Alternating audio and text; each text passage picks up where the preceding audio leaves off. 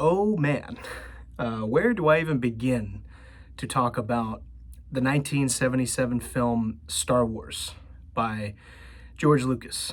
Um, it's pretty hard because nowadays, with all of these sequels and video games and TV shows and books, we tend to forget, you know, what like not only do we tend to just overlook the first movie, but we forget to ask ourselves the question: what is Star Wars? Just pure, distilled down to its pure essence, right? That first movie, what is it about? What was it going for? And that's what I'm here to talk about today, which is first and foremost, I think that Star Wars is mythical America, right? In the way that Lord of the Rings is the mythical British Isles. I would make the case that Star Wars is mythological America. I mentioned in one of my previous videos that I think that Star Wars more accurately showcases America, who we are as a people, right?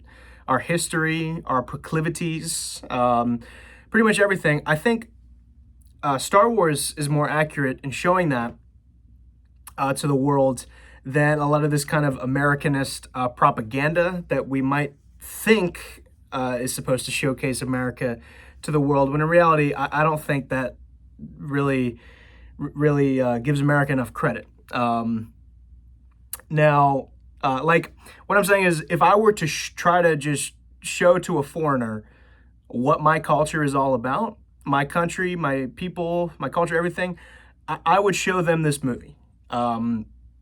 Star Wars, of course, takes a lot of inspiration from Joseph Campbell, The Hero's Journey, which he got those ideas from like Carl Jung and all that kind of stuff, which is a lot of it's Gnosticism. And so George Lucas was fascinated by the monomyth, right? The hero of a thousand faces, the things, the categories you can observe in all these various cultures around the world. And you can see how these stories follow these patterns, right? And they always really have. I think, I forget who argues, but like there's somebody who wrote that book about how all stories are just derivative of these seven stories or something like that. I'm not exactly familiar with the argument or which story specifically he's talking about, but that kind of makes sense when you think about it. Yeah, so Star Wars is mythological America because not only does it draw from a lot older traditions, it also highlights and in some cases elevates the various aspects of American society, culture, attitudes, all that kind of stuff, right? First and foremost, with our main character of Luke Skywalker, right? He is obviously he's the protagonist, he's the hero, just like we could see in all of these other stories, like Frodo and Lord of the Rings, Harry in Harry Potter and whatnot. I mean, obviously that was written after Star Wars, but I think you could, get the gist. And so he is a farm boy who dreams of more. And he is just disillusioned with his life. He doesn't feel like this is for him, right? And he has a call to a greater destiny, right? And I think this is very reminiscent of, the kind of stories our forefathers would tell us about World War II, right? Like Steve Murphy in the Narcos show, where he talks about how his dad was a West Virginia farm boy, and it was his duty when the Japs attacked us at Pearl Harbor.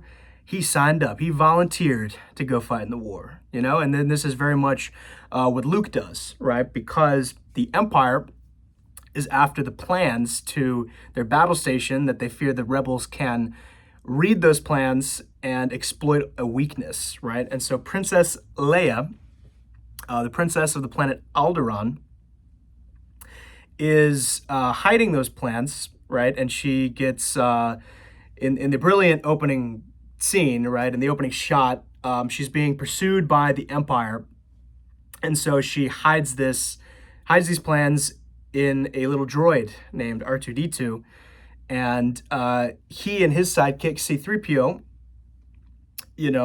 get crash landed on the desert planet, the Luke's homeworld, right?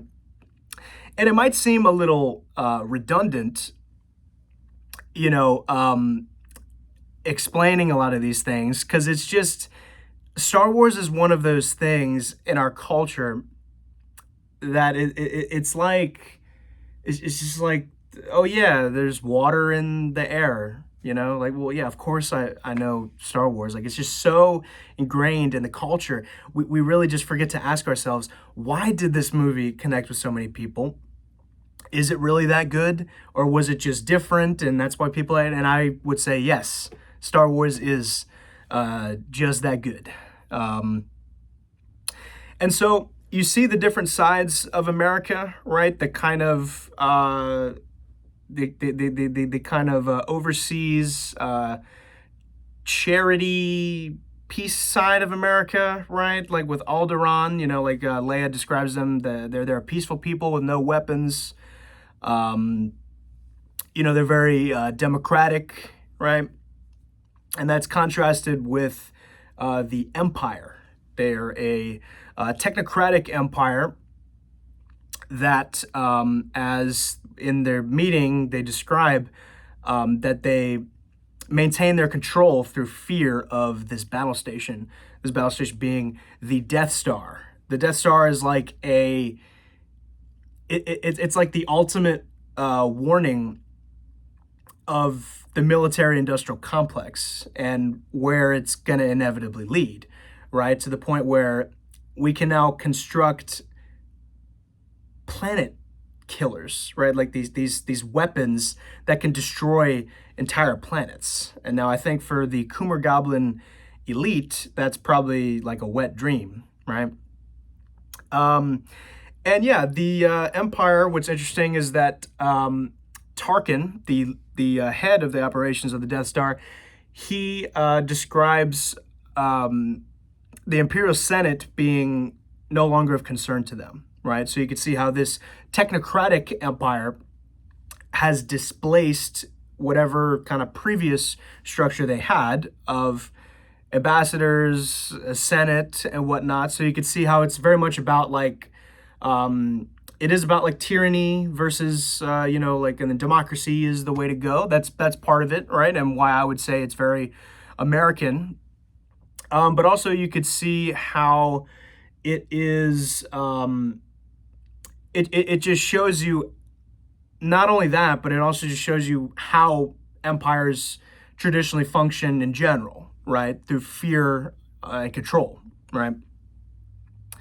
And now, what's really interesting is that Tatooine, the home planet of Luke Skywalker, very much feels like a composite of like the Midwest, like I was saying, like he lives on a homestead and he's a farmer, and he has a call to adventure, right? Like I just said, that's a very World War II like thing, but also there's different cultures and whatnot on Tatooine.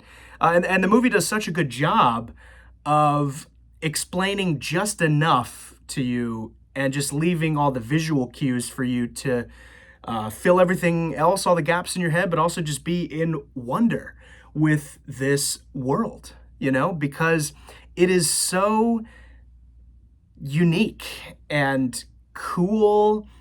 And just to this day, it's always so refreshing to just go back and watch this first Star Wars movie. Like it's so creative, imaginative. It blends all these different kind of systems, right? Because like I said, even though I think it is mythological America, that does not mean that it doesn't draw from other cultures, societies, religions, and whatnot, because it does, right? Now, there's the different cultures right on Tatooine, right? There's like the hunter scavenger junk trader people of the Jawas, right? And the kind of more barbarous, wild sand people, right? The Tuscan Raiders. And there's also on Tatooine is the sort of cartel, syndicate, criminal underworld type class, right? There's smugglers, bounty hunters, and just all kinds of weirdos, and just a lot of crazy things, and like I said, but it's so unique, and like there's just you could see these like all these different kinds of aliens, and they have like their own identity and history and language and whatnot. Oh, and just talking about language, the sound design for this movie is insane, right? Like not only do you have all of just the eclectic mix of just lasers and clanks and crunches and grinds and like I said, beams, and it's so that's just why the word is to describe this movie is unique, right? And it's so Star Wars. And what's so cool is that, like, I mean, even like take a character like R2D2 for example. He doesn't speak, yet the way the sound design works, you really can feel for a character who's a robot, right? Like when when C-3PO, I think he's like, oh, I don't like you either. He's like, like how even if it's just a droid, his sounds have like intonations to them, that we can just intuitively understand what the droid is feeling, even though he's a droid. That's what's so cool about it. And so like there's droids, and there's there's wizards, right? There's religion. There's a religious side to Star Wars, right? The Jedi, right? Luke meets the old sage Ben Kenobi, right? Who he's the first Jedi that we meet, this religious order in the galaxy, who is played by the wonderful Alec Guinness. And from what we get from him of the Jedi, we learn that the Jedi are kind of like they're kind of like a mix between like medieval Catholic monks, medieval European knights, samurai, right? And they follow the will of the Force, right? The Force, as Obi-Wan describes, is the energy field in all living things that binds us all together, right? So it's a higher power, although it's an impersonal force, and by extension, it just kind of makes the whole philosophical system ultimately incoherent. That doesn't mean that it still isn't interesting, and there isn't things that we as Catholics or Christians can see and appreciate, right? And see, oh yes, that is very Catholic, or that's very Christian, or whatever you want to say, because George Lucas himself is a Christian. Now, obviously, he's not like orthodox. He's not orthodox in his Christianity. But he describes himself as a Methodist Buddhist because he finds himself infatuated with both traditions, right? A man, he grew up in Northern California, and I think he's been based largely throughout his life in San Francisco. And you could see that influences a lot of the ideas in Star Wars, right? And of course, it's wacky, it's goofy, it's fun, it's cool, it's funny, yet it's serious. It's just this great balance of East and West, and good versus evil. Like it's literally everything, right? It's a myth, right? Because George Lucas understood that that's really what connects with people. People resonate with stories. They don't resonate with history books, facts, and just mere data, right? People connect with stories, like living inheritances that are passed down, and just touch us on a very personal, primal, emotional level, in the way that just just the facts or whatever you want to call it, can't really quite do, right? And obviously, lots of my favorite channels talked about this, like Roger Maxon talks about how George was really trying to remind people of what it truly meant to be human, because obviously the philosophy at that time, like all the postmodernism and all that stuff, people really didn't know. And I mean, I'm not saying every single person, but just generally speaking, especially like if you grew up in the 70s, you could probably see what I'm talking about. I didn't, but my parents did. And I know a lot of people who did. Just talk about how there was, like a decline and whatnot. And obviously, the Vietnam War plays a big influence. George Lucas has talked about this a lot, about how it's about like the scrappy underdogs defeating the huge technocratic empire against all odds. I'm not saying the Vietnam War was good or bad. I'm just trying to illustrate the influences here and how it can be interestingly mapped up to the real world, right? Like I was saying with Tatooine, how it's like a composite of the Midwest and also like the Wild West, right? Because you get all the bounty hunters and it's like the saloons, right? The cantina, man, the cantina scene. I cannot think of a cooler third location in a movie. I cannot think of a place I would rather just hang out from a movie, right? Like, I mean, you got the cantina, and then you got Leaky Cauldron, Prancing Pony, and then, I mean, what else is there? I don't know, like, I mean, I guess the Three Broomsticks, but that's from Harry Potter. I was trying to just give more examples to illustrate the variety, but I guess maybe there isn't much. And that's why Star Wars has it, because there isn't a lot of those things in a lot of movies. Yeah, and so Luke, right, who obviously is on the side of good, his parents are murdered, or his aunt and uncle murdered by the Empire because they were looking for the plans. And he discovers right through Ben Kenobi his lineage. His father was a Jedi, just like Ben was. And after that, he decides, you know what? There's nothing here. I'm going to go with you. I'm going to learn how to be a Jedi, and we're going to take on the Empire, right? And it's great. And on their journey, they meet more characters. They meet Han Solo, right? Like I'm talking about how he very much embodies the like cowboy spirit of America. And he has his, I don't know how else to describe it than a Wookiee, but his furry friend, who also doesn't speak and just makes his and all that kind of stuff. And it's great. And that's what makes it so unique. Every character is so unique. You remember C-3PO and his prissiness and he's very proper, and he's just obviously can't really do much besides just being an interpreter, and he knows this. Yet he's always along with these journeys, always gets mixed up in these things, and he has this back and forth with R2, and they're like, oh, I don't like you, but then he's like, oh no, R2D2, it is you, and it's so great. Every character is great in this. There's no throwaway characters. Every character is memorable. Even the freaking side characters, like background characters, you remember. You remember the dude with the butt mouth, right? Who threatens Luke in the cantina. You remember all the different aliens in the cantina. You remember Tarkin, right? And oh gosh, of course, you remember Darth Vader, right?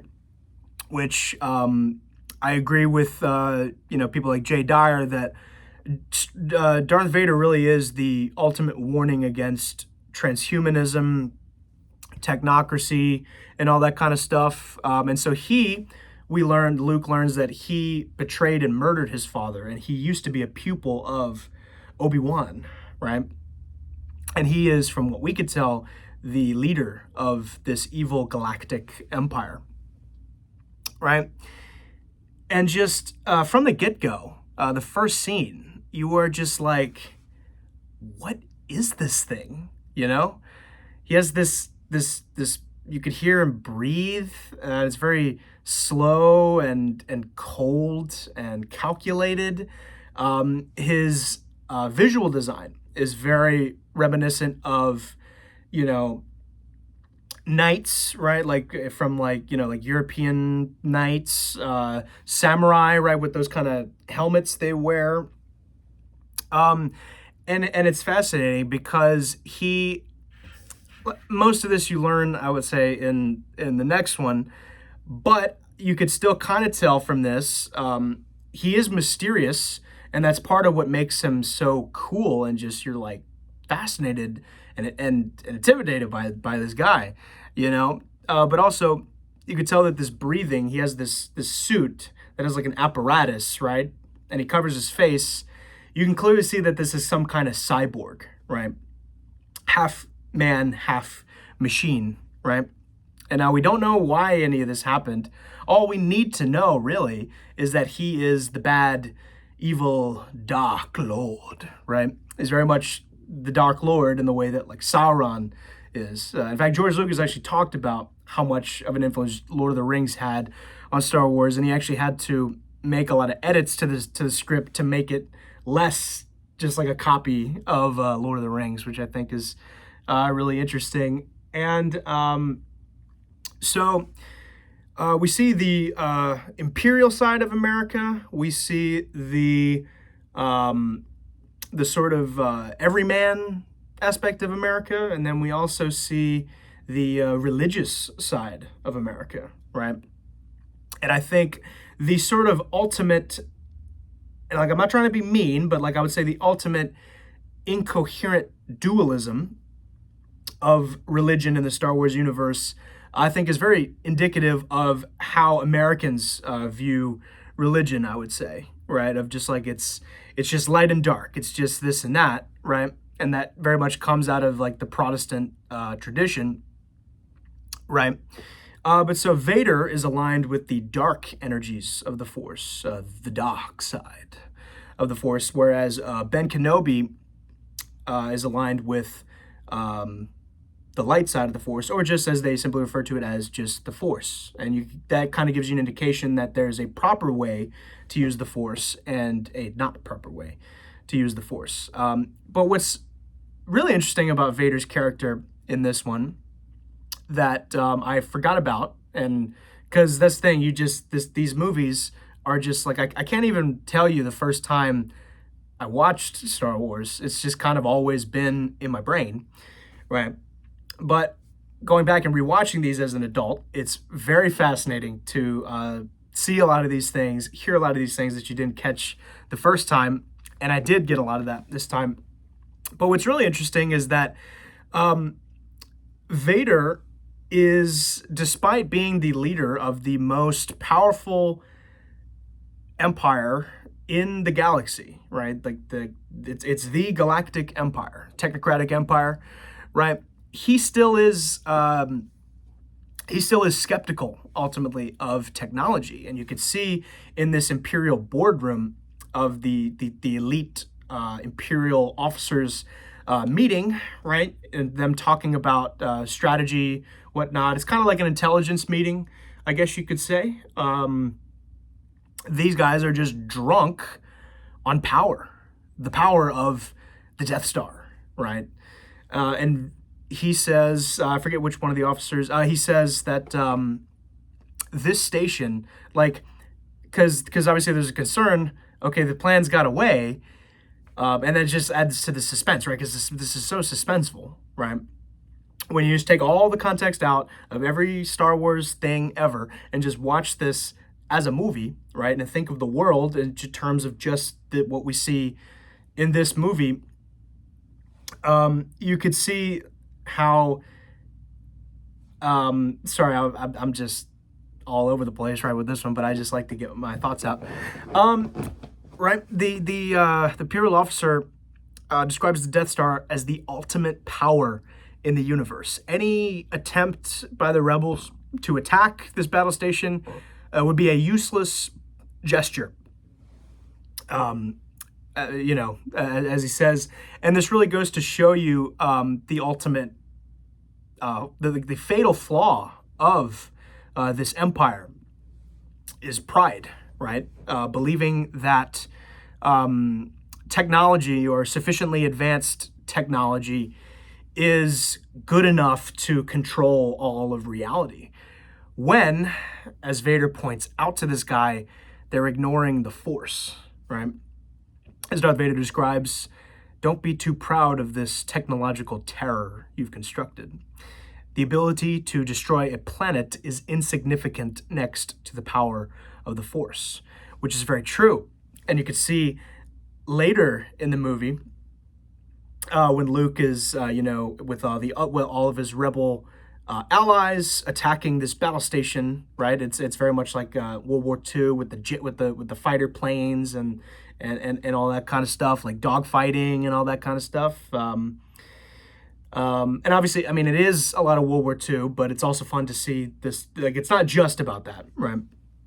But you can see how Luke ultimately wins, not because he has the computer that can tell him the precise location to lock in and hit the missile to blow up the Death Star. No, in fact, he actually turns off the computer because the memory of Ben Kenobi that has stayed with him since he was dead tells him, Luke, trust the Force, let go, right? And he turns off his computer and he trusts in the Force and it works, right? It just works, which shows how the real power in the galaxy is not technology. It's not the Empire, right? What the real power that rules the galaxy is the Force, right? Religion, right? Religion is really what it's really the power behind everything and what decides the fate of the Star Wars galaxy, right? And I thought that was just so fascinating, right? Like just this rejection of, nope, you know what? I don't need this computer. I'm just going to trust my instincts, right? It's like trusting in the Lord, right? Because Star Wars has a lot of Christian themes, right? Of, trusting in the Force, I guess you could say, outside of you, right? Like a higher power, right? And loyalty to family and friends, of course, and the hero, right? That's a classic Christian trope, right? And obviously, it's in other cultures and stuff that are not Christian, but I would argue I think those were precursors to Christ and the church and all that kind of stuff. Yeah, and let me see. I think I pretty much said everything I wanted to say, or I guess what I really wanted to say about this one in particular is just how good Obi-Wan is.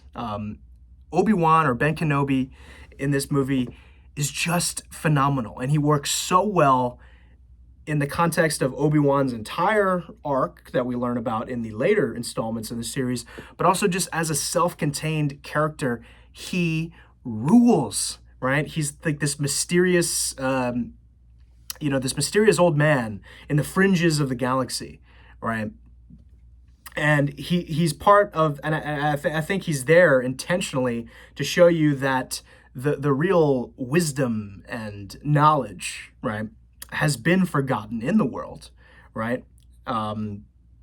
He's part of the galaxy that everyone overlooks, and yet that has all the wisdom, right? It's the desert. It's Tatooine. That's where all of the actual knowledge and wisdom and the important characters and all that stuff come from, right? It doesn't necessarily come from the center of the galaxy or even Alderaan, even though it does have a lot of that, but the hero comes from the mysterious, forgotten place, right? And like I said, I would argue that the fact that the sage, the wisest character in the whole galaxy, the fact that he's on the fringes of the galaxy, like I was saying, I would argue that's just trying to show how Christianity, and it doesn't necessarily have to be viewed this way. This is just how it's a possible reading, right? As a Catholic, how the Christian religion has kind of just been sidelined, yet it's still there